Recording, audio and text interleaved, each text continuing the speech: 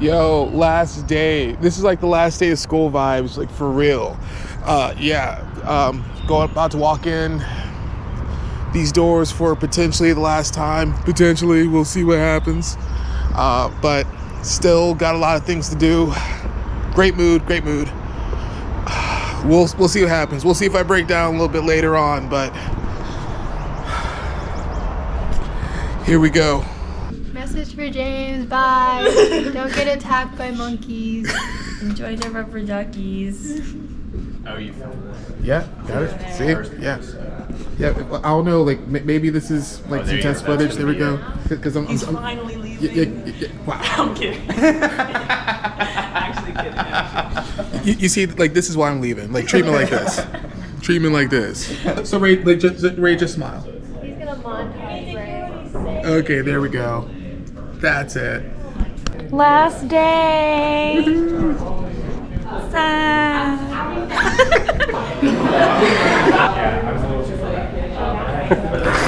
Up the arsenal.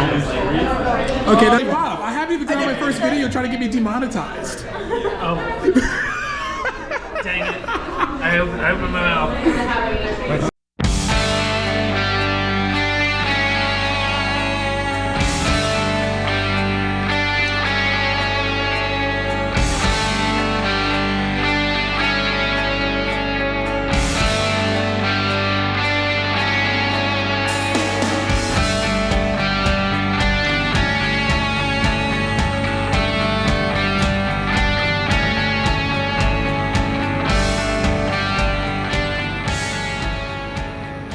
So we are back at the King Power Mahanakan, a place I thought I would not come back to. But the reason we're back today is because a few of you have suggested that, hey, no, you really need to take a look at that SkyWalk. It's actually good. I'm still very skeptical, but I'm gonna give it a try. But also what we're gonna do today is I'm gonna answer some of your questions about who I am, why I'm here, what I'm trying to accomplish, and just a few other items. So let's go ahead and get today started.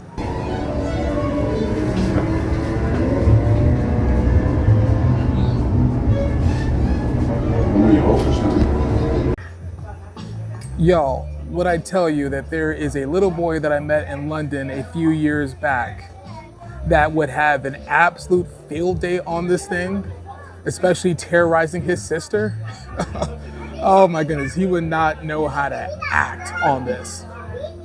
All right, so as I said earlier, I'm gonna spend a good chunk of the day answering a few questions you guys submitted to me through Instagram or those who know me personally. And just to tell you a little bit about who I am, why I'm here in Thailand, what I hope to accomplish, so on and so forth. So first thing first, you guys can call me Cyrus Wayne. Right now, I am in Thailand because I am taking a sabbatical from my professional career. So no, I'm not one of these guys that's over here right now in Bangkok telling you, oh, you need to come to Bangkok. It's great. You need to live out here. Yada yada yada. Don't get me wrong. I love Bangkok. I really do.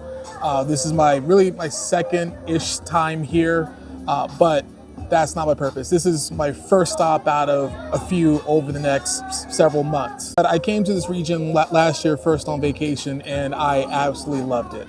And when I tell you, there's only been 2 trips in my life where I'm in the airport, not quite dreading going back to the States, but really wondering, do I really need to go back? It was back when I was in Germany 10 years ago, and last year when I was leaving Bangkok to go back to the States. So I said then, okay, how do I get back here?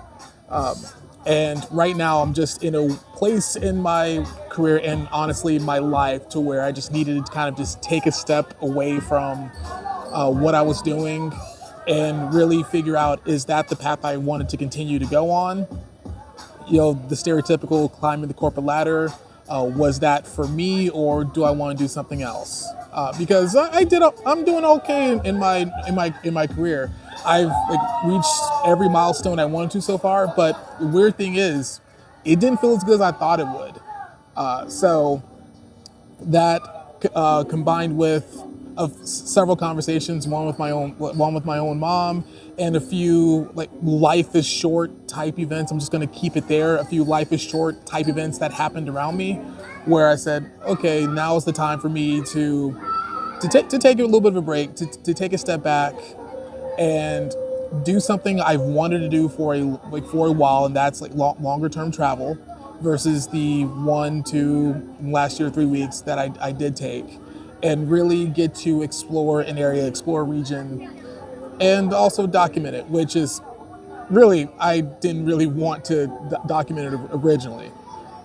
Like this YouTube channel is like something, honest, I'm gonna be honest, like something my mom and my sister have been begging me to do for years. I just noticed the kids behind me. They've been begging me to do this for years, and I said no, because creating videos is work, and I already have a full-time job, and I just want to travel. I enjoy traveling. I don't want it to become a job. But funny thing is, when you quit your full-time job, you lose that as an excuse. So that's why I'm here talking to you guys today. All right, so the next question was, what motivated me to travel? And I'm smiling because that is a totally leading question. It was my mom who decided to ask that, because what she wants is for me to say it was her who inspired me to start traveling. And well, that's because it's true. When I was younger, she really inspired me and really got me into my love of learning. Not just of what you learn in school and history, but just of the world around me, of the people, of experiences, of history, culture, all of that stuff. I really got that from her. When I was younger, all I wanted to do was just go to 3 places: Germany, China, and Greece. For different reasons. Because when I was younger, traveling was something that was just rich people did that. I didn't think it would be as accessible as it is now. And funny thing is, after I did those 3 trips, I was hooked. I said, okay, then where am I going to go next? What am I going to do? And one thing led to another, and here I am. So that's what motivated me to travel, and what continues to motivate me is there is so much more I not only just want to see, but so much more I want to experience. And third question is, what has been my favorite place? Well, I've been to, I believe, 23 different countries. And my favorite place, it really depends on the day, but let me tell you, I can't explain it. Berlin has my heart. It really does. When I went there, it felt like home. Partially because I was born there, moved when I was 2, so I don't remember any of it, but there's something about Berlin felt right. But I can tell you, Bangkok is really coming up there as a city, really making the top 3, 4.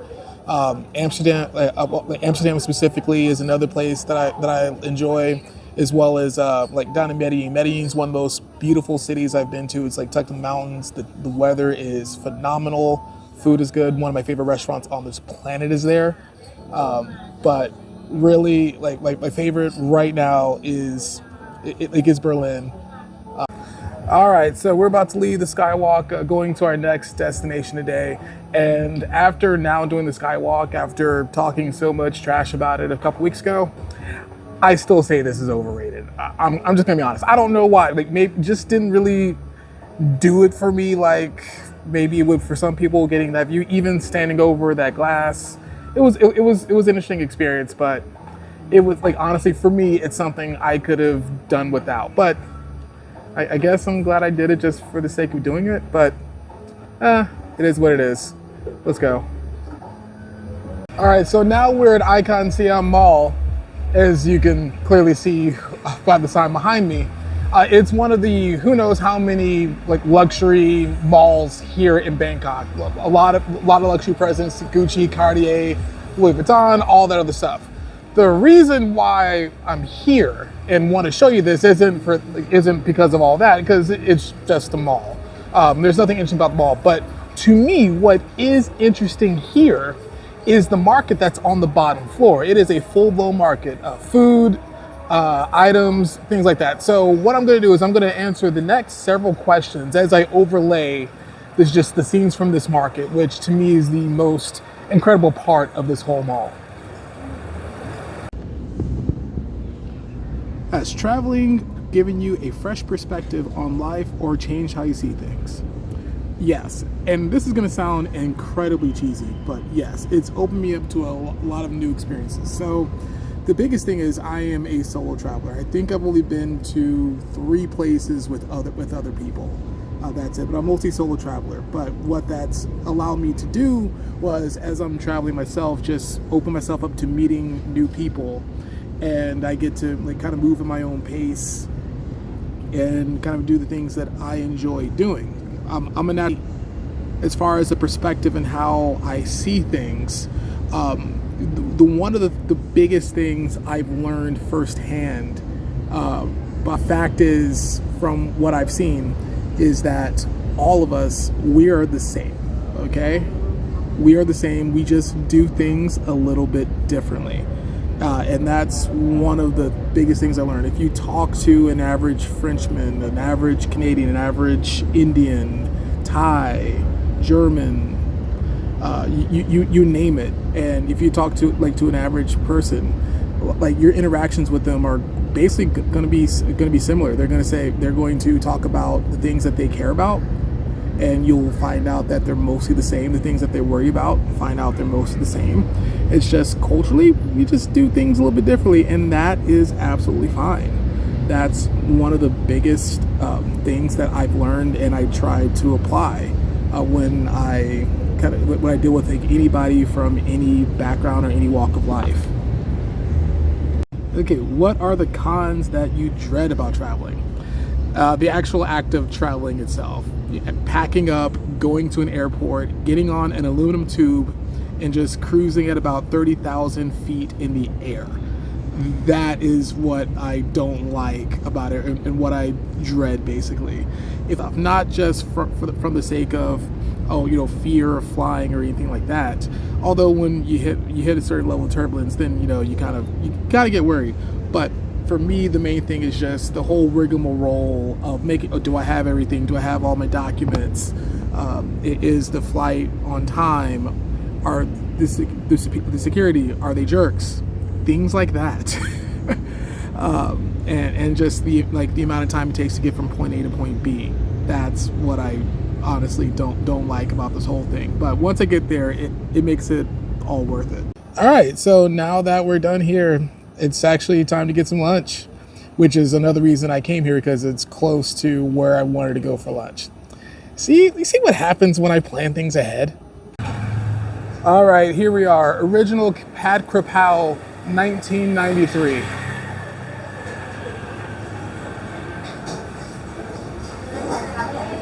So as you can see with the spicy level, they don't play. Level 1, little to very, very spicy. Woo! So what I have here is an order of Pad Kra Pao with pork, chicken, squid, and shrimp. And there's a little soup here. And I ordered it with a spice level of 5, which they put as very spicy.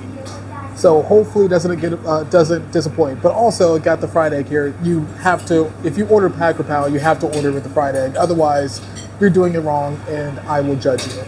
So that segues us to our next question, which is, what's the best food I've had in Thailand? Now, you would assume, because I went to a place that specialized in Pad Kra Pao, and I ordered a Pad Kra Pao, that it would be a Pad Kra Pao. And you would be kind of sort of right, but also wrong. Honestly, I cannot pick the best food I've had since I've been here. Like a lot of the things, most of the things, a very majority. Actually, I don't think I've had like a bad meal here yet. A lot of what I had is good. So it's very difficult for me to say that one particular dish has stood out. However, I will say this, that on this particular trip, I've developed a special appreciation for tom yum.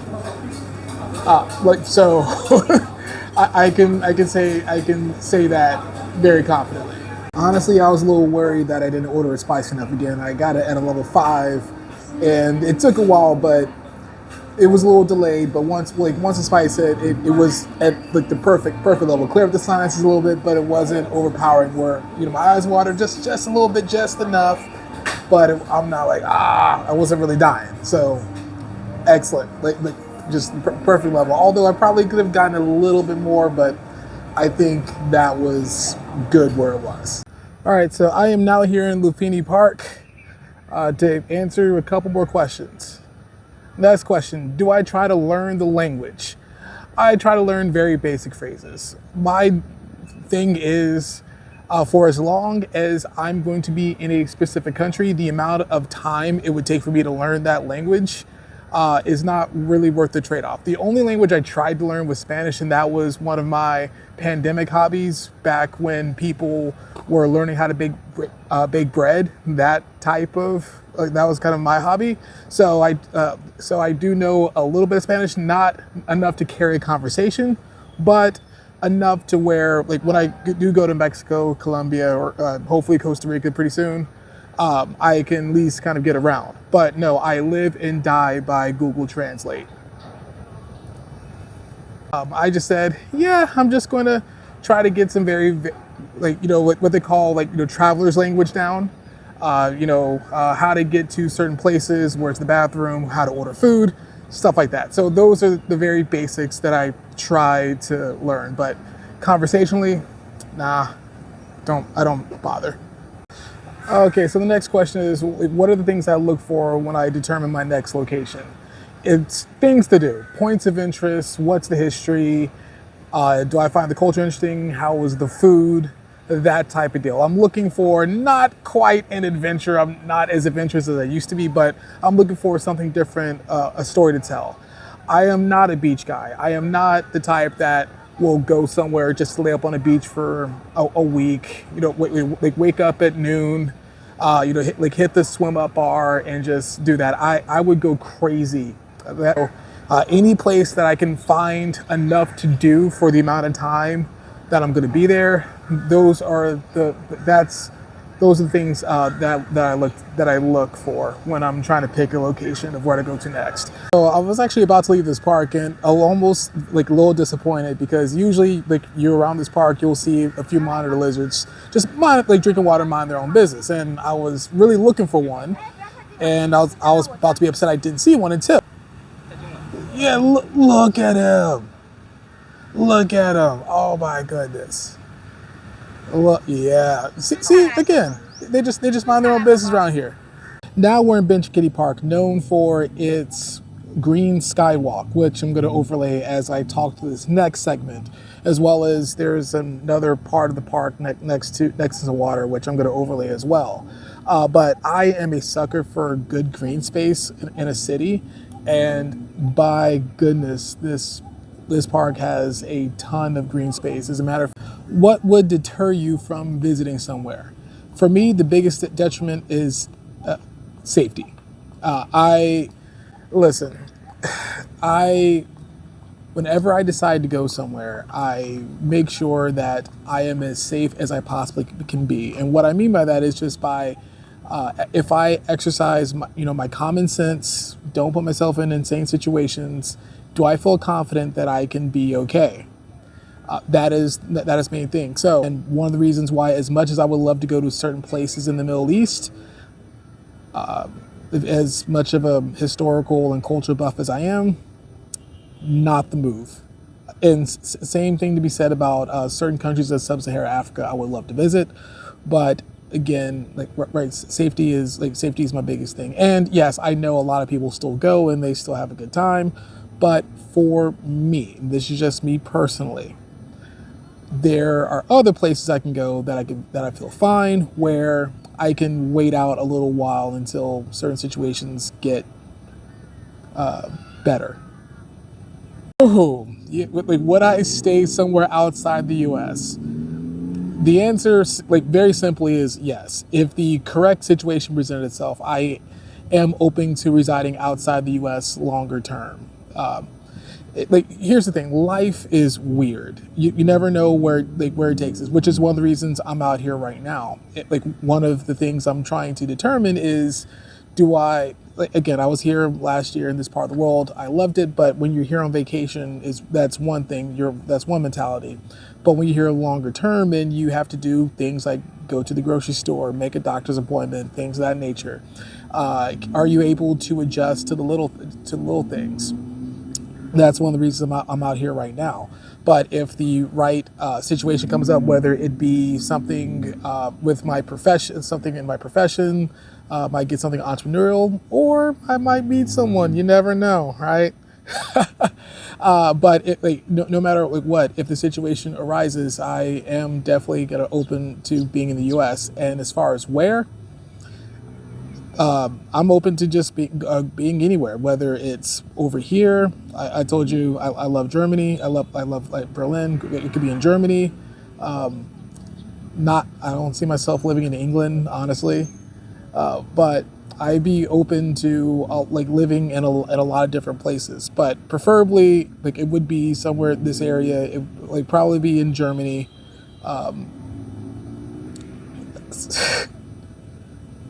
Or actually even Latin America too. I haven't been to Costa Rica yet, but I hear great things.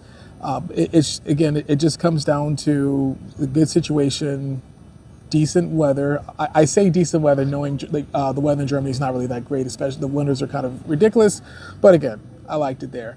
Again, good situation. And would I feel comfortable there? That's the main thing. But yes, I am open to residing outside of the U.S.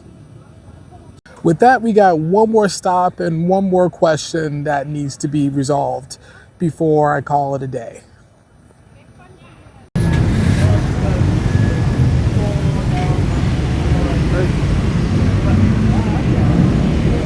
My man. New subscriber. All right. Woo, new subscriber, y'all. Love it. We watch your every single video, okay? Awesome. Appreciate it, bro. All right, so I'm here in Margarita Storm bar right now.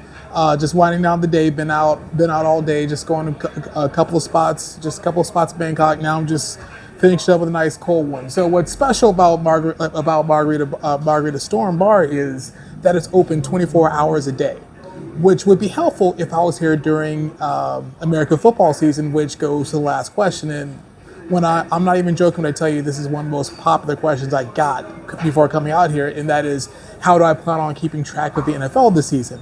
The answer is I haven't thought too much about it. I do know there is some type of app or package I can get that's exclusive to this region.